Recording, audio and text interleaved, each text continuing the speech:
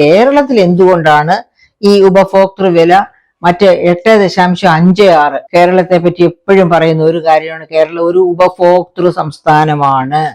യഥാർത്ഥത്തിൽ Indian statistical institute കണ്ടെത്തുന്ന കണക്കുകളൊന്നും കേന്ദ്ര ഗവൺമെന്റിന് ഇഷ്ടമല്ല. അതായത് 40 ലക്ഷത്തിലേറെ അന്യസംസ്ഥാന തൊഴിലാളികളാണ് കേരളത്തിൽ വർക്ക് ചെയ്യുന്നത്.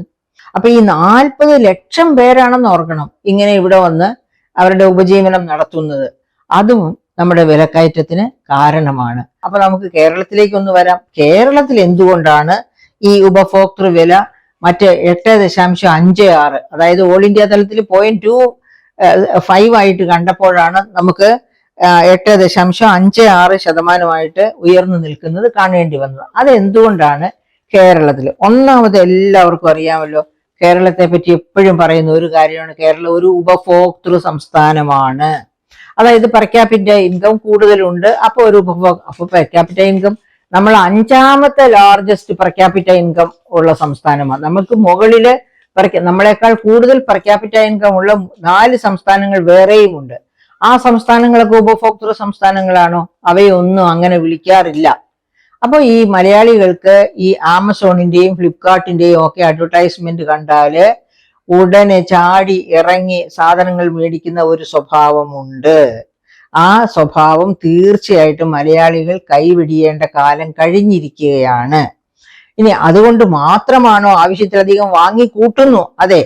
അതായത് ഇന്ത്യയുടെ പോപ്പുലേഷന്റെ 2.4നും 2.7നും ഇടയ്ക്കാണ് കേരളത്തിന്റെ പോപ്പുലേഷൻ. ആ പോപ്പുലേഷൻ ഇന്ത്യയുടെ ആകെ ഉപഭോഗത്തിന്റെ 10% അധികം മേടിക്കുന്നു എന്നാണ് കണക്കുകൾ സൂചിപ്പിക്കുന്നത്. അപ്പൊ തീർച്ചയായിട്ടും അനാവശ്യമാണ് പല സാധനങ്ങളും ആവശ്യമില്ലാതെ വാങ്ങിച്ചു കൊണ്ടുവന്ന് അവസാനം എറിഞ്ഞു കളയേണ്ട തരത്തിലാണ് നമ്മുടെ ഉപഭോക്തൃ സംസ്കാരം വളർന്നിരിക്കുന്നത്. അത് തീർച്ചയായിട്ടും മാറ്റിയെടുത്തേ പറ്റുകയുള്ളൂ. പക്ഷെ അതോടൊപ്പം തന്നെ നമുക്ക് കാണേണ്ട വേറെ പലതും ഉണ്ട്. സ്വർണം, അതായത് വേൾഡ് ഗോൾഡ് കൗൺസിൽ എന്താണ് അഭിപ്രായപ്പെടുന്നതെന്ന് അറിയാമോ? ഇന്ത്യയിൽ ആകെ വിൽക്കപ്പെടുന്ന, ഒഫീഷ്യലായിട്ട് വിൽക്കപ്പെടുന്ന 1000 ടൺ സ്വർണം, അത് 1000 ടൺ 800 ടണ്ണിനും 1000 ടണ്ണിനും ഇടയ്ക്കാണ് ഇന്ത്യയിൽ ആകെ വിൽക്കപ്പെടുന്ന സ്വർണം. അതില് 20% വിൽക്കപ്പെടുന്നത് കേരളത്തിലാണെന്നാണ് പറയുന്നത്.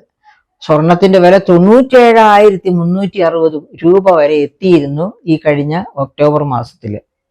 അപ്പൊ എത്ര വില കൂടിയാലും മലയാളിയുടെ സ്വർണത്തോടുള്ള പ്രതിപത്തി കുറയില്ല. അപ്പൊ അങ്ങനെ സ്വർണ്ണ കമ്പം ഒരു കാരണം. ഇവിടുത്തെ ഉപഭോക്തൃ വില ഈ 8.56 ആയിരിക്കാനുള്ള ഒരു കാരണം ഈ സ്വർണത്തോടുള്ള കമ്പം. ഇനി രണ്ടാമത്, നമ്മള് കേരം തിങ്ങും കേരള നാട് എന്നാണ് ഒരു പാട്ടുള്ളത് അല്ലേ?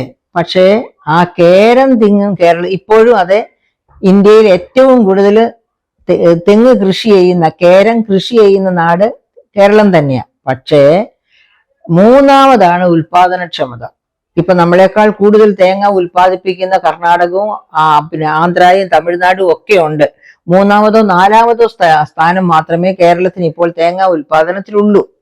എന്നിട്ടോ ഈ വർഷം ഒരുപാട് തെങ്ങ് പല രോഗങ്ങൾ കൊണ്ടും കേടായിപ്പോയി. അത് മാത്രവുമല്ല, കെമിക്കൽ ഫെർട്ടിലൈസേഴ്സ് എല്ലാത്തിലും എന്താണ്, ഇപ്പൊ ഇന്നലെ തന്നെ കേന്ദ്ര ഗവൺമെന്റ് ഒരുപാട് കെമിക്കൽ ഫെർട്ടിലൈസർ വിൽപ്പന നടത്തുന്ന കമ്പനികളെ പിടിച്ചിരിക്കുന്നു. എന്തിനാണ്? അതിനകത്തൊക്കെ ഫ്രോഡ് നടത്തുന്നതിന്. അതിനകത്തൊക്കെ കെമിക്കൽസ് അല്ലാത്ത പല സാധനങ്ങളും ചേർത്താണ് വിൽപ്പന നടത്തുന്നത്. അതുകൊണ്ട് അപ്പൊ ഈ NPK കൃത്യമായ തോതിൽ ഇട്ടാൽ മാത്രമാണ് തെങ്ങിന്റെ കായ്ഫലം നന്നായി കിട്ടുക. അതിന് ഭയങ്കര വിലയാണ്. വില മാത്രമല്ല, ഇപ്പൊ പറഞ്ഞതുപോലെ അതായത് യഥാർത്ഥത്തിൽ വളമല്ലാത്ത സാധനങ്ങൾ കൂട്ടിച്ചേർത്ത്, വില കൂടുമ്പോഴാണല്ലോ കൂട്ടിച്ചേർത്ത് വിറ്റ് ലാഭം ഉണ്ടാക്കാനായിട്ട് കള്ളന്മാർക്ക് താല്പര്യം ഉണ്ടാവുക. അങ്ങനെ കമ്പനികളെ പിടിച്ചിരിക്കുന്നു എന്ന്, വിൽപ്പന കമ്പനികളെ പിടിച്ചിരിക്കുന്നു എന്ന് ഇന്നലത്തെ പത്രത്തിലുണ്ടായിരുന്നു. അപ്പൊ ഇതൊക്കെ കാരണം എന്തു പറ്റി? കേരളത്തിൽ തേങ്ങയുടെ ഉൽപാദനം തീരെ കുറഞ്ഞു. 500-ലധികം രൂപ 1 കിലോ വെളിച്ചെണ്ണയ്ക്ക് നമ്മൾ കൊടുക്കേണ്ടി വന്നു ഈ കഴിഞ്ഞ മാസങ്ങളിലൊക്കെ. അപ്പൊ അത് കേരളത്തിന്റെ വിലക്കയറ്റം 8.56 ആകാൻ കാരണമായ ഒന്നാണ്. ഞാൻ നേരത്തെ സൂചിപ്പിച്ചതുപോലെ നമ്മുടെ ഉപഭോക്തൃ വരുമാനം അഞ്ചാമത്തെ ഹയസ്റ്റ് ഉപഭോക്തൃ വരുമാനമാണ് കേരളത്തിന്റെ എന്ന് പറഞ്ഞു. വിദ്യാഭ്യാസം കൊണ്ടും ആരോഗ്യം കൊണ്ടും ഒക്കെ മെച്ചപ്പെട്ട് നിൽക്കുന്ന കേരളത്തില് സാമാന്യം നല്ല രീതിയിലാണ് ഭക്ഷണത്തിനും ഒക്കെ വേണ്ടി ചെലവഴിക്കുന്നത്. അപ്പൊ അതൊക്കെ വില ഉയർത്തി നിർത്താൻ മറ്റ് സംസ്ഥാനങ്ങളിലെ പോലെ പട്ടിണി പാവങ്ങളല്ല കേരളത്തിലുള്ളത്. പ്രവാസികൾ അയക്കുന്ന പണവും ഇവിടെ ഉള്ളവർ തന്നെ സമ്പാദിക്കുന്ന പണവും ഒക്കെ ആയിട്ട് പിന്നെ നമുക്ക് അങ്ങനെയൊക്കെ നമ്മുടെ ഉപഭോക്തൃ ചെലവുകൾ ഉയർന്നു നിൽക്കുകയാണ്. അതൊക്കെ ഇതിലേക്ക് വിലക്കയറ്റത്തിലേക്ക്, അതായത് ഈ വില 8.56% വരുന്നതിന് തീർച്ചയായിട്ടും സഹായിക്കുന്നുണ്ട്. ഇനി അതിനേക്കാളൊക്കെ ഉപരി മറ്റൊരു കാര്യം നമ്മൾ ഓർക്കണം. അതായത് 40 ലക്ഷത്തിലേറെ അന്യസംസ്ഥാന തൊഴിലാളികളാണ് കേരളത്തിൽ വർക്ക് ചെയ്യുന്നത്. ഇവര് 1250 അതിന് മുകളിലും ശമ്പളം കൂലി മേടിക്കുന്നവരുണ്ട്. 1250 രൂപയ്ക്ക് പകൽ പണിതിട്ട് രാത്രിയാകുമ്പോൾ ആർക്കെങ്കിലും ഒക്കെ വീട് വൃത്തിയാക്കി കൊടുക്കുക, അല്ലെങ്കിൽ അങ്ങനെ എന്തെങ്കിലുമൊക്കെ ജോലികൾ ചെയ്ത് എക്സ്ട്രാ ഇൻകം നേടുന്നവരുണ്ട്. അവരുടെ നാട്ടിലൊന്നും അവർക്ക് സ്വപ്നം കാണാൻ പറ്റാത്തതാണ് ഇതുപോലെയുള്ള നേട്ടം. അപ്പൊ അതിൽ നിന്ന് അവരും മാന്യമായ രീതിയിൽ കൺസംഷന് വേണ്ടി, ഉപഭോഗത്തിന് വേണ്ടി ചെലവഴിക്കുന്നു, ബാക്കി അവരുടെ നാട്ടിലേക്ക് അയക്കുന്നു. അപ്പൊ ഈ 40 ലക്ഷം പേരാണെന്ന് ഓർക്കണം ഇങ്ങനെ ഇവിടെ വന്ന് അവരുടെ ഉപജീവനം നടത്തുന്നത്. അതും നമ്മുടെ വിലക്കയറ്റത്തിന് കാരണമാണ്. അപ്പൊ ഇങ്ങനെ ഈ സ്വർണ്ണക്കമ്പം, ഉയർന്ന നിലവാരത്തിലുള്ള ഭക്ഷ്യവും അത് പാനീയങ്ങളുടെയും ഉപഭോഗം, അതുപോലെ ഈ 40 ലക്ഷത്തിലേറെ വരുന്ന തൊഴിലാളികൾ, ഇതെല്ലാം നമ്മുടെ നാട്ടിലെ വിലക്കയറ്റം കുറച്ച്, അതുപോലെ തെങ്ങിന്റെ ഉൽപാദനം കുറഞ്ഞത്, നെൽകൃഷിയെല്ലാം നിന്നുപോയത്, ഇതൊക്കെ ഇവിടുത്തെ വില. അതായത് നമ്മൾ ഉപഭോഗത്തിനുള്ള എല്ലാ ഉൽപ്പന്നങ്ങളും, പണ്ട് തേങ്ങയും വെളിച്ചെണ്ണയും മേടിക്കേണ്ടായിരുന്നു, ഇപ്പൊ അതുപോലും നമ്മൾ മേടിക്കേണ്ട അവസ്ഥയിലേക്ക് മാറിയിരിക്കുകയാണ്. ഇതൊക്കെ കൊണ്ടാണ് കേരളത്തിലെ വിലക്കയറ്റം ഇത്ര ഉയർന്നു നിൽക്കുന്നത്. അപ്പോൾ കേരളത്തിലെ വിലക്കയറ്റം എന്തായാലും ഓൾ ഇന്ത്യ തലത്തിലെ ഈ 0.25% ഉപഭോക്തൃ വില നിലവാരം എന്ന കണക്ക് ശരിയല്ല എന്ന് വിദഗ്ധർ പറയുന്നു. അങ്ങനെ പല പഠനങ്ങളും, CMIയുടെ പഠനങ്ങളുണ്ട്, അതൊക്കെ പറയുന്നത് അത് തെറ്റാണെന്നാണ്. അപ്പൊ അങ്ങനെയുള്ള ഒരു സാഹചര്യത്തിൽ ഈ കണക്കുകൾ കുറച്ചുകൂടി കരുതലോടെ, അതായത് കേന്ദ്ര ഗവൺമെന്റ് സാധാരണ ഇപ്പോൾ BJP ഗവൺമെന്റ് വന്നതിന് ശേഷം കാണുന്ന ഒരു സ്വഭാവം എന്താണെന്ന് വെച്ചാൽ, ആദ്യം തന്നെ സുബ്രതോ മുഖർജി, അതായത് ഇന്ത്യൻ സ്റ്റാറ്റിസ്റ്റിക്കൽ ഇൻസ്റ്റിറ്റ്യൂട്ടിന്റെ തലപ്പത്തിരുന്നയാള്, അദ്ദേഹം റിസൈൻ ചെയ്തു പോയി. അദ്ദേഹം എന്തുകൊണ്ടാണ് റിസൈൻ ചെയ്തു പോയത്? യഥാർത്ഥത്തിൽ ഇന്ത്യൻ സ്റ്റാറ്റിസ്റ്റിക്കൽ ഇൻസ്റ്റിറ്റ്യൂട്ട് കണ്ടെത്തുന്ന കണക്കുകളൊന്നും കേന്ദ്ര ഗവൺമെന്റിന് ഇഷ്ടമല്ല. കേന്ദ്ര ഗവൺമെന്റിന് സന്തോഷിപ്പിക്കുന്ന തരത്തിലുള്ള, ഗവൺമെന്റ് ആഗ്രഹിക്കുന്ന തരത്തിലുള്ള സ്റ്റാറ്റിസ്റ്റിക്സ് വേണം. അത് കൊടുക്കാൻ ഇന്ത്യൻ സ്റ്റാറ്റിസ്റ്റിക്കൽ ഇൻസ്റ്റിറ്റ്യൂട്ടിന് ഇഷ്ടമല്ല.